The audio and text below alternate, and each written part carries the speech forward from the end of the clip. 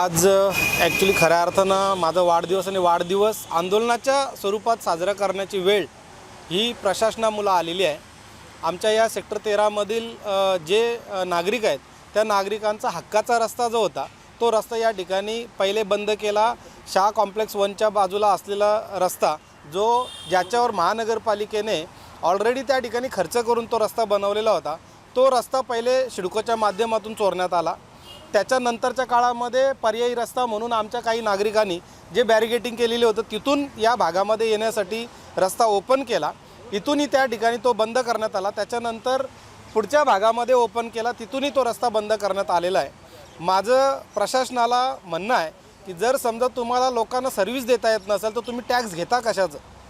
जर समजा तुम्हाला रस्ता वाचवता येत नसेल तर तुम्ही तुमच्या स्वतःचं नियोजन काय?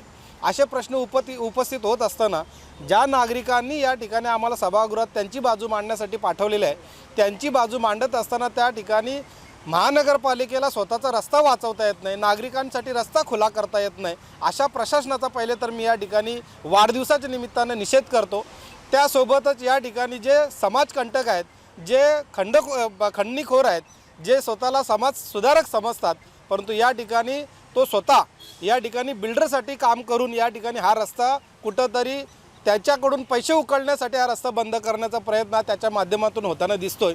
परंतु हा रस्ता खऱ्या अर्थानं हे कन्स्ट्रक्शन तर आता चालू झालं, पण या ठिकाणी इथली लोक जे आहेत मागच्या 20 वर्षापासून सगळ्यात पहिले जर बिल्डिंग कटू उभी राहिली असेल तर ते सेक्टर 13 मध्ये या सोनकार विभागामध्ये उभी राहिलेली असताना त्याच या सेक्टरला या ठिकाणी बिल्डिंगमध्ये जाण्यासाठी रस्ता नाही। आणि म्हणून अशा समाजकंटक जो खंडणीखोर आहे अशा याचा व्यक्तीचा त्या ठिकाणी मी निषेध करतो। आणि त्या समाजकंटक जो समाज सुधारक म्हणून स्वतःला समजून घेतो अशा खंडणीखोर व्यक्तीला मदत करणाऱ्या त्या प्रशासनाच्या त्या अधिकाराचा मी या ठिकाणी निषेध करतो। आमचं एकच म्हणणं आहे, आम्हाला रस्ता पाहिजे, आम्हाला पर्यायी रस्ता। ज्या ठिकाणी या रस्त्याचं ऑलरेडी टेंडर झालेलं आहे, ब्रिजचं टेंडर झालेलं आहे, तो रस्ताही तुम्ही देत नाही आणि पर्यायी रस्ता असलेला तुम्ही बंद करत असाल तर ते आम्ही खपून घेणार नाही।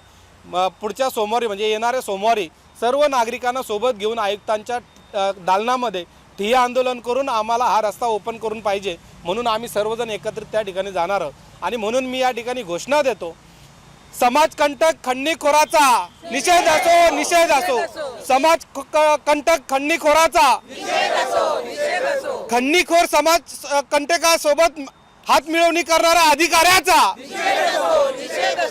अशा खंडणीखोर व्यक्तीचा आणि खंडणीखोराला मदत करणाऱ्या अधिकाऱ्याचा मी या ठिकाणी निषेध करत आहे।